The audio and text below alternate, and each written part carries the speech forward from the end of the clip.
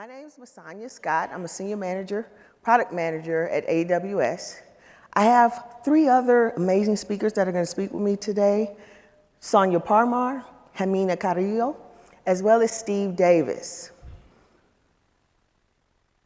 Now today, we're going to do a little different. We're going to do a little remix, okay? Normally, we as Amazonians come up, give you some information, dive deep, do a demo, and then we bring our customers up. But we said, no, let's start with the customers first, because it's you who matter to us the most, right? So we have two dynamic customers from NextEra Energy, as well as Capital One, and they're gonna give their feedback and evaluation of what they did to solve some of the problems and challenges they had regarding the cloud operations. Then I'm going to come back on stage and talk about building that bridge to customers' familiar tooling with AWS Cloud Ops services.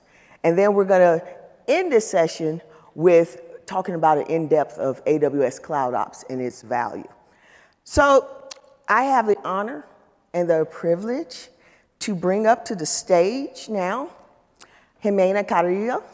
She's so focused on self-service and automation and making it valuable for her internal customers. Jimena, come on up.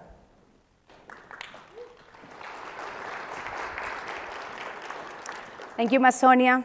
Thank you, everyone. Thank you, AWS team, for inviting us. My name is Jimena Carrillo, and I lead the cloud platform team at NextEra Energy. I am Colombian, and I'm super happy to be here with you today. I wouldn't be even happier if I could tell you that my soccer national team is winning the World Cup today, but guess what? We didn't even qualify. So today, please don't ask me questions about my soccer national team, but ask me questions about this wonderful automation and self-service project that we implemented during 2022 using AWS services. First of all, let me tell you about the company that I proudly work for. NextEra Energy is the largest electric utility holding company by market capitalization, with more than 58 gigawatts of generation capacity and more than 15,000 employees across US and Canada. NextEra Energy, with its affiliated entities, is the largest generator of renewable energy from the wind and sun. We deliver rated regulated energy to more than 12 million customers across nearly the half of Florida. And we are committed to decarbonize America, meaning that we are planning to eliminate the carbon emissions from our operations. Isn't it NextEra a cool place to work? I think so. Now, let me tell you about the problems that our customers, who are the application teams, came to us about. First one, they wanted to reduce the human interaction. In the past, we used to have a cloud support team that were doing AWS resource provisioning in behalf of our customers. The fact of the customer to open a ticket, be back and forth with the cloud provisioning agent for detailing requirements, and eventually asking questions about how to log into those AWS instances could be a little frustrating for them. Second, they wanted to reduce cost. So at the same time we were provisioning instances in their behalf, we used to charge for our services. So can you imagine a regular application team paying for the service to be provisioned and having their developers waiting for that instances to be delivered? It could be also a little frustrating for them. Third, they wanted to increase the development speed. And I think that was the most common ask from our customers. Nowadays, as you know, being fast in delivering software is critical. Lastly, we wanted to align to the shift-left development culture in the company and translate tasks to our customers. The principle of shift-left means to move tasks that normally are at the end of the process to the beginning of the process. We wanted to empower our customers and have the requirements completely gotten when they submitted the request. So can you imagine our application teams and managers waiting for infrastructure provision, up sometimes to 5 days in some cases, I will walk you through the thought process and how we analyze those problems and how we solve them. First, we analyze the customer use cases and focus in the 3 most common cases requests that we receive through our ITSM. Second, we discover options from AWS for self-service. We went to the AWS enterprise support to find out which AWS services could help us to accomplish our needs of self-service and automation. We found out that the Service Management Connector, the AWS Config, AWS Service Catalog, and AWS System Manager services were able to help us with our needs. After that, we set up a development framework, and we focused in 2 big pillars. The first one was enabling the self-service provisioning through our ITSM, and the second one to enable the integration between AWS and the CMDB real time. After that, we implemented those AWS services. Through proof of concepts and proof of values, we were able to confirm that the AWS Service Management Connector helped us to do the integration and expose Service Catalog items into the ITSM. Through the AWS Config, we were able to determine that we could enable different resource types and get them created in the CMDB as a configuration items in real time. Through the System Manager, we were able to confirm that we could automatically decommission provision AWS instances. After that, we create runbooks, which is a set of steps that we provided to the cloud engineering team so they could just repeat it. Those runbooks were already approved by cybersecurity and by the ITSM platform team. Lastly, we revisit and adjust. So even meanwhile the automation is running, we always come back and check the utilization of the self-service, check for the errors of the automation to try to handle those through exceptions, and also send out surveys to our customers to get their input about how to enhance our product. This is a high-level architect about the services that we implemented in the company. We have ServiceNow as our ITSM, and we set up the Service Management Connector for enabling Service Catalog items to be exposed. We set up the config, and we added these 3 resources, which were the more requested ones, the EC2s, workspaces, and S3s, so they can come directly to the CMDB while they were provisioned. And through System Manager, we were able to decommission those already provisioned instances. After putting this implementation online in production, we were able to reduce 84% in the time for provisioning in the provisioning AWS instances. We were able to reduce 91% the manual tasks that were executed by our cloud support team. And we were able to simplify IT asset inventory and audit requirements. This is a graphic from ServiceNow where I would like to show you. In the left side, you have the bars. The dark green is showing you the workspaces that were provisioned in a monthly basis in manual fashion. In the right side, you have the workspaces that were provisioned in green light in automatic fashion. You could see that after the implementation was put in place, the self-service and automation, the time for provisioning those instances decreased phenomenally. I think the graphic speaks for itself. By implementing this self-service and automation project and my team to reuse the runbooks that we created, we were proudly recognized by the CIO Award as a team transformation, digital transformation, for the efforts and for reimagining the cloud and end user experience. We couldn't be able to do this without the support of our leadership and their will to encourage us to always think differently.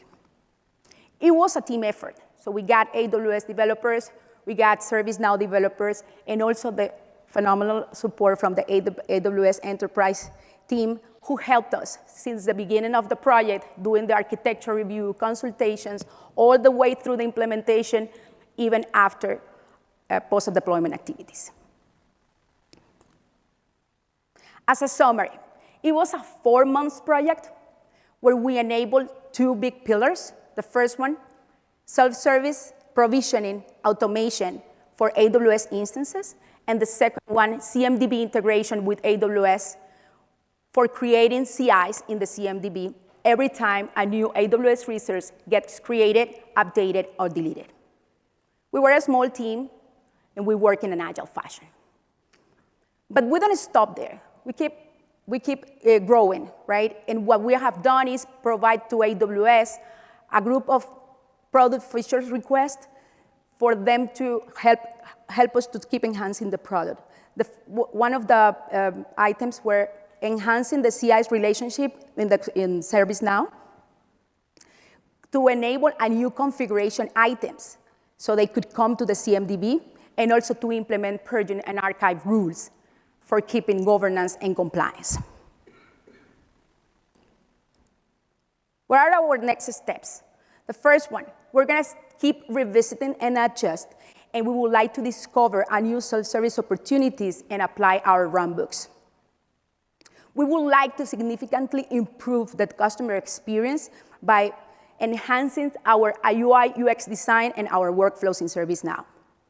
And we would like to keep enhancing our dashboards to include new data, to visualizing KPIs, monitoring trends, and make strategic decisions.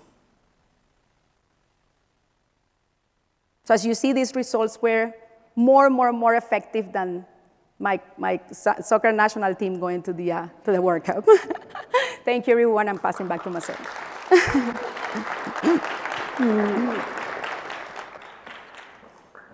Thanks, Hameda, for a great presentation. And now coming to the stage, y'all, I feel like an MC right now.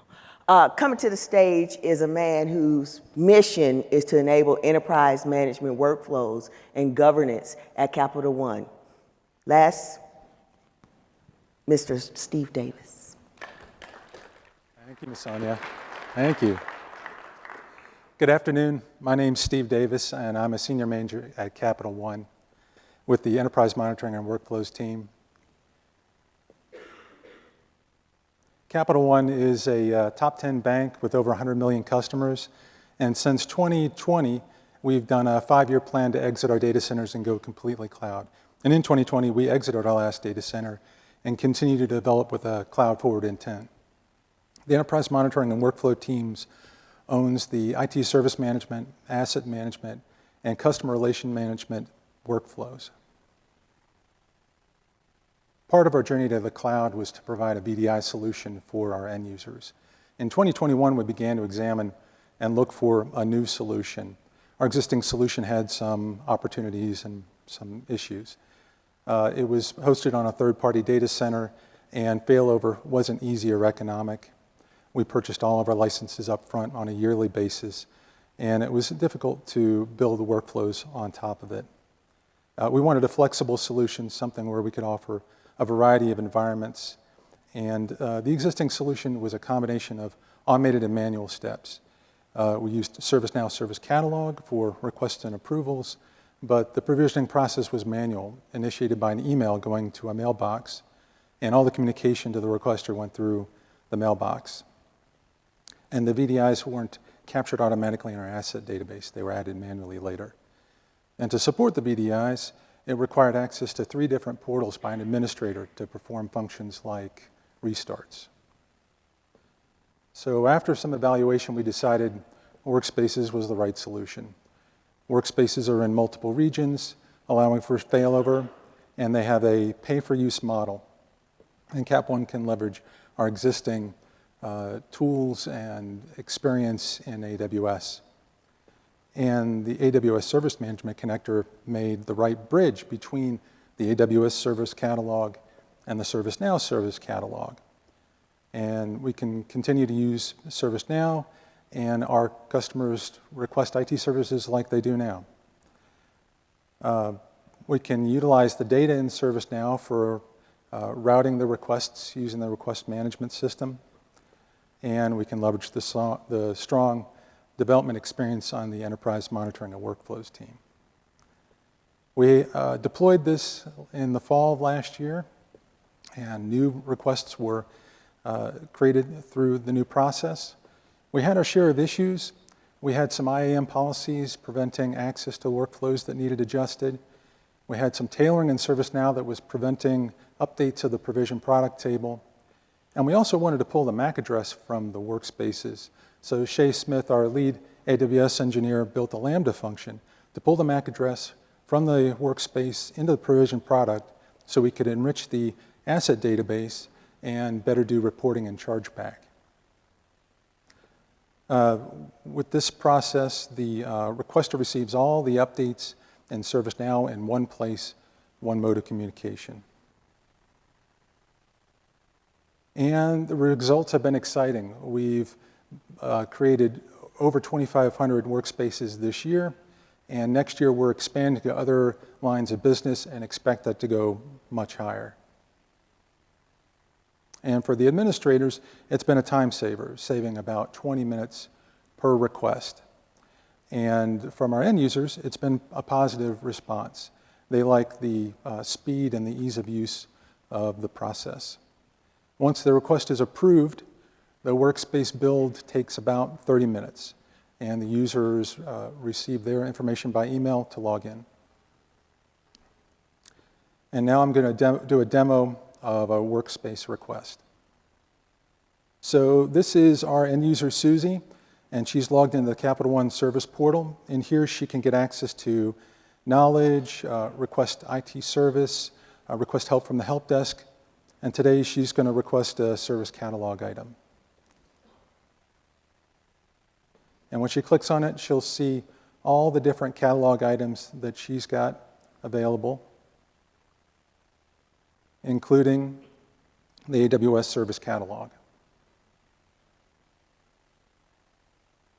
And within the AWS Service Catalog, she's got a couple of different options to choose from, regions and environment types, and she's going to choose a QA workspace. When she clicks on that, an API call goes out to the AWS Service Catalog, pulls all the required fields from that catalog item, and Susie can see the different bundles that she's got available. Each bundle has a different memory CPU combination. She's also got a link for more information, and she can begin populating the required fields. First, she'll put in her corporate ID, in this case she's requesting for herself, the cost center code, and her manager, who is Mac's manager. And then she'll choose which bundle she wants.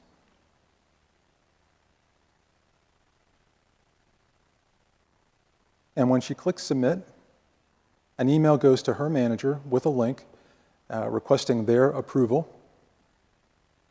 And she can see the status of her request here. And she can see that the request is awaiting approval from her manager, Mac's manager. So Max received an email. The email contained a link. He clicks on the link, and we go to Max's portal. And Max has had a lot of approvals, and he's got a pending approval from Susie. So when he looks at the pending approval, he can see the details.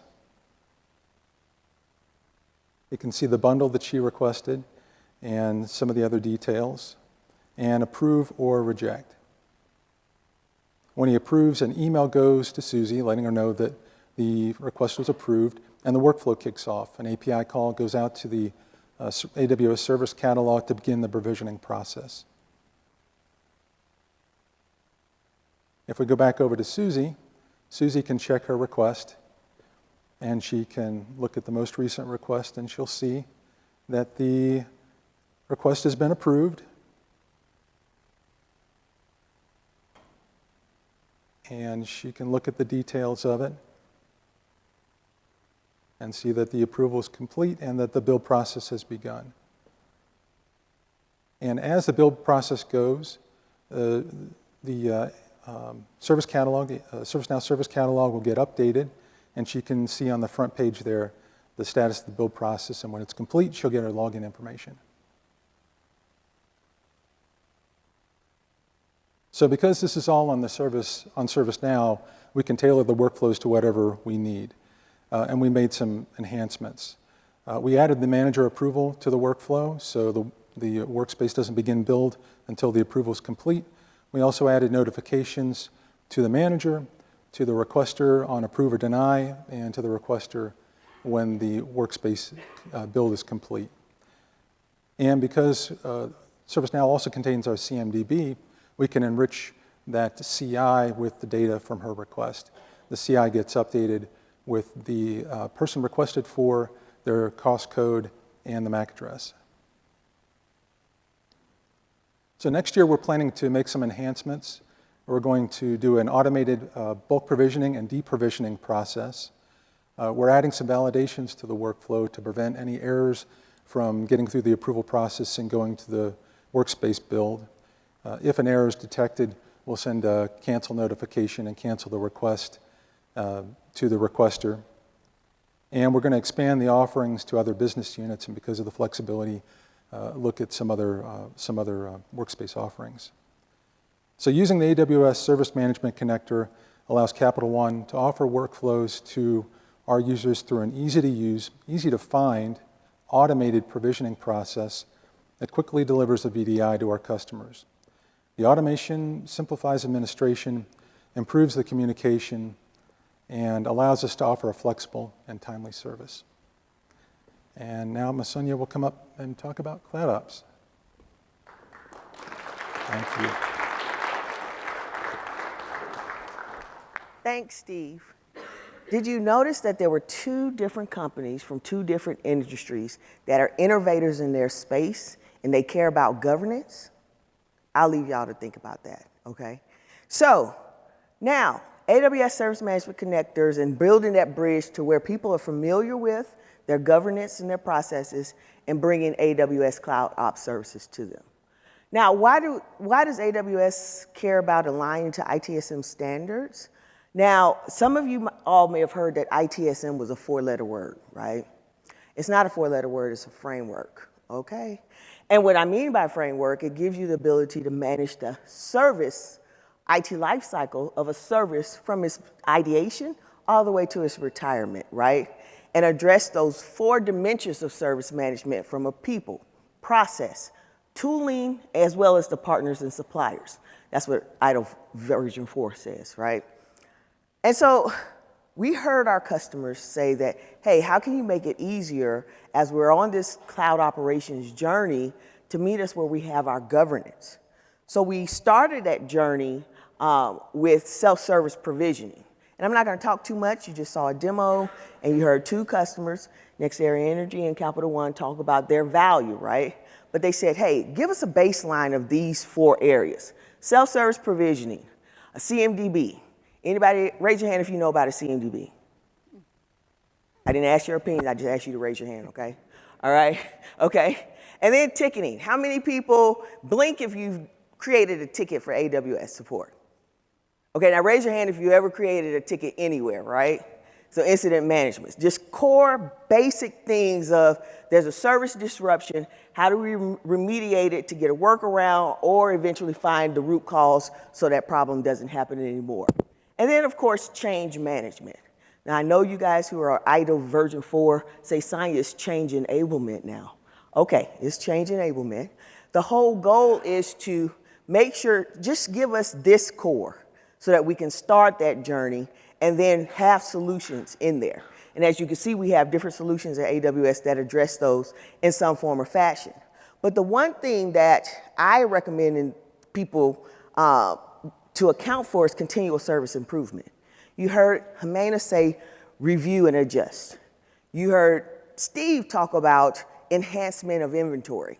It just doesn't start when you just create a project for cloud operations. You have to bake in continual improvement so that your engineers can focus on that long term, right? So we built these connectors, started off with AWS Service Catalog, bringing it to ServiceNow. And then we went on a journey to do other things in resource transparency, operational management, security posture management with Security Hub, incident response through AWS support, so that if you have an AWS support case, you can now create an incident in ServiceNow, as well as Atlassian Jira Service Management Data Center version, and then also measurement and reporting. And then we said, let's also expand this to other popular ITSM tools, such as Atlassian Jira Service Management, right? Because we want to meet our customers where they are and doing the things that they're doing to address their operational needs and bringing that agility and automation from it, right? We recently launched an integration with Atlassian Jira Service Management Cloud, right? One of its fastest growing services. Great partnership with that organization. And the basic thing is to try to make it easier assigning issues or requests based on projects to Jira issues and making that streamlined perspective, right? And we'll keep, growing and learning as we hear that feedback from customers. The biggest thing, you saw Jimena's wish list, right? What we do is with those product feature requests, we continue to enhance it. So if there's other things that people want to look at after the session, at the side of the stage, I'd be more than happy to get feedback on what we can do to make it better, because that's what we do to improve and make it easier for you. Now, when we talked about, so that you're like, Sonia, this session said proactive compliance and governance. How do we enable that, right? We enable that in two areas, preventative controls and then detective controls. So I'm gonna talk about preventative controls first. Preventative controls, now we have this thing called infrastructure as code. And at AWS, we leverage AWS CloudFormation templates, as well as AWS Service Catalog to provide those pre-vetted, procured, curated templates that people have with the governance baked into them, right? And so then things are provisioned reliable. You know what to expect. They can be provision cost effective because you give people access to, for example, EC2 instances that are cost effective as opposed to some larger compute that they may not necessarily need, but they want to try to explore, right? And then from preventative controls, we go to detective controls. Things happen, right? So we'll let config rules, CloudWatch rules, AWS security findings, all bring in that mechanism of reporting things, and then we integrate that to other CloudOps services to remediate those things so that those resources can go back compliant. So I want to give you a quick example before I turn it over to Sonia. Imagine a person provisions somewhere a S3 bucket. It's public. How many people in here like public S3 buckets? Oh, I don't see any hands, for the record. I don't see any hands, okay? So there's a detective control that either could come from Security Hub or even a cloud config rule saying that this bucket is public, makes that resource not compliant. Then you can run Systems Matter automation to disable it, make it private, and then the next scan of that config rule, that resource is compliant, right? So what we're trying to do is give that life cycle mechanism for customers as they're going through those processes. So I've given you why we created the bridge, why we want to meet customers where they are, but you have to start in a foundational AWS CloudOps journey as well. So now I'm excited to bring up Sonia Parmar, some of us call us twin names, to the stage to give you more in depth about AWS CloudOps. Sonia?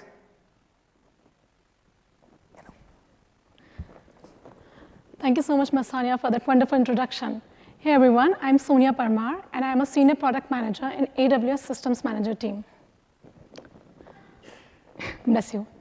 Now, we all know that you all have been through a lot of sessions, so I will promise you to make it fast and efficient, just like AWS. Let's get started. So today, we went deep into how NextEra Energy and Capital One leverages AWS services, such as AWS Service Catalog, to ensure that compliance and governance is taken care of right from the first step, which is provisioning. And they also benefited from the automation capabilities of AWS. I will now love to take a few minutes to talk about AWS Cloud Operations Model.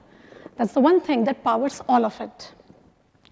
When we at AWS talk about cloud operations, it's about running your infrastructure efficiently and at scale. I will not get too much into why our customers is using AWS Cloud Operations, because we just heard from our two awesome customers the benefit of using cloud operations. But key value propositions include increased productivity, increased operational resilience, and a higher return on investment. Now, I want you to remember that cloud operations supports you in each part of your journey, right from setup to build and migrate, and finally operate. The first step, which is setup, is quite critical because this is where you lay a strong foundation for compliance and governance. It allows you to set up those controls in place. Okay, who can provision what? Who has access to provision these resources, or who has access to these resources? And hence, you can keep scaling up as much as you want, and you will be compliant, and the governance will be in place. Next up, we understand you're not always building from scratch. You might be migrating some of your workloads from on-premises. So we have services to support you in that direction. And finally, in the operate stage, we help you with an integrated operations management experience to first monitor your infrastructure, second, detect risk, and third, remediate those risks really quickly. Now, why is all of this really important? For two main reasons, or two main personas. First is your builder persona. We want your builders to stay agile. We want them to keep innovating with the scale of AWS. At the same time, we want your central cloud IT team to ensure that the central controls are in place.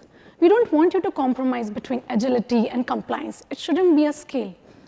And that's where AWS Cloud Operation comes in. You have already seen an example of this in NextEra Energy, how they use self-service framework to help customers provision resources really quickly. It has resulted in a time reduction, but it also helps them put that compliance in place, that if I'm a data scientist, I can provision these SageMaker notebooks, and I have access to these resources that I can provision and nothing else. Now, I know today we talked about a lot of services and processes.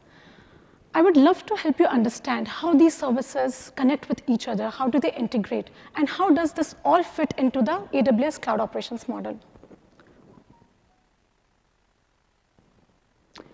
So first, we know that you have resources running on AWS. I hope you all do. If not, then you might also have resources running on premises, on the edge, or maybe on other clouds. We have an agent-based management system, and people are always surprised when I say that. We have an agent-based management system that helps you holistically manage your infrastructure on AWS or hybrid. So an example of this is our Systems Manager agent. It is an open source agent, and once you install it on your on-premises infrastructure, it starts running like an EC2 instance. You can start managing it and operating it the way you do with an EC2 instance. Next up, we start integrating all of your data, flowing data around resource configuration, observability, compliance data from all of these services you see on the right side, which is AWS Config, CloudWatch, CloudTrail, EventBridge. So all of this data is being integrated and presented to you in a consolidated lens so that you can understand what is really happening to your infrastructure.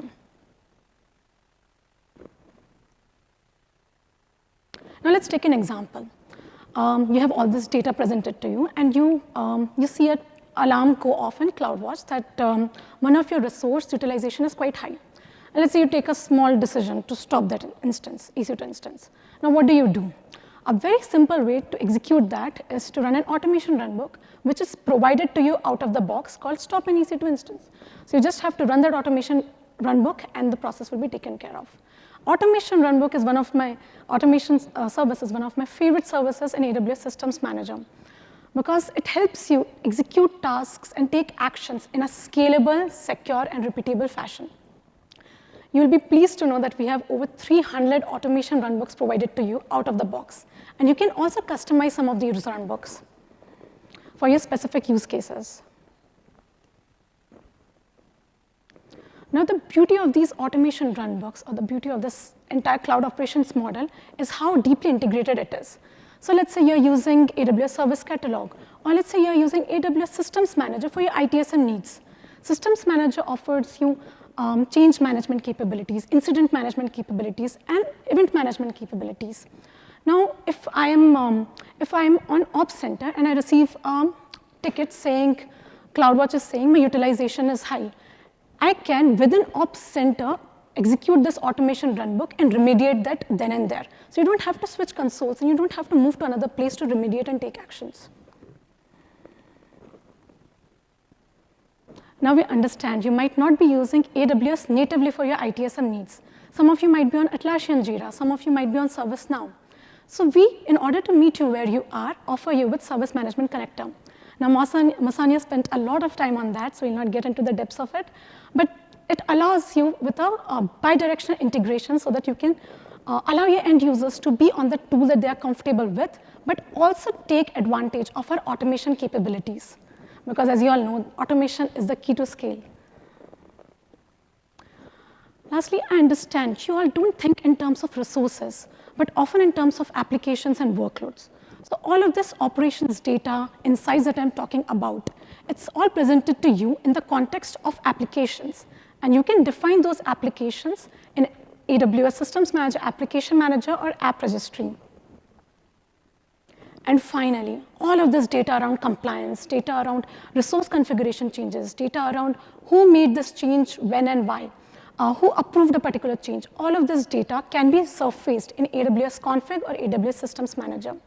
We also have a new and really cool service called Audit Manager that helps you gather all of this evidence if your organization follows some standard industry compliance processes. So as you can see, we have the jigsaw puzzle finally in place. On the left, you have all the processes, all the practices that you need, and on the right, we have the services in AWS that can help you achieve those services. I know it's a really heavy slide, so feel free to take pictures. All right. I promised to be fast, so let's wrap it up. If you don't remember a lot from today's session, we want you to take away these 4 main things from today. First, AWS meets you where you are. And we have our AWS Service Management Connector to help you in that process. It can help you enforce those preventative and detective controls, and it can help you automate your existing processes. So even if you are on ServiceNow or Jira, you can still make use of our automation runbooks, or you can still make use of our in-depth data that we surface to you. And if you want to keep operating with resilience, security, compliance, and agility, you have to make use of integrations and automations. That is the key. And all of this can happen when you start designing with ops in mind. Ops shouldn't be the last thing that comes to your mind when you have already implemented everything. Ops should be the first thing that you think of when you are implementing a solution. Now, as promised, here are some of the resources if you want to dive deep in any of the topics. And if you want to talk to us about any of the service, you have feedback, you have questions, you are on hybrid or on-prem, and you have questions on how do we move from there, we'd love to connect with you in our AWS Cloud Operations kiosk. And here are some related sessions in the blog. Now, in the true spirit of student always learning and being curious, here are some more resources for you to develop your AWS skills or get your AWS certifications. We thank you so much for your time and attention today, and we're looking forward to seeing you next reInvent. Thank you so much.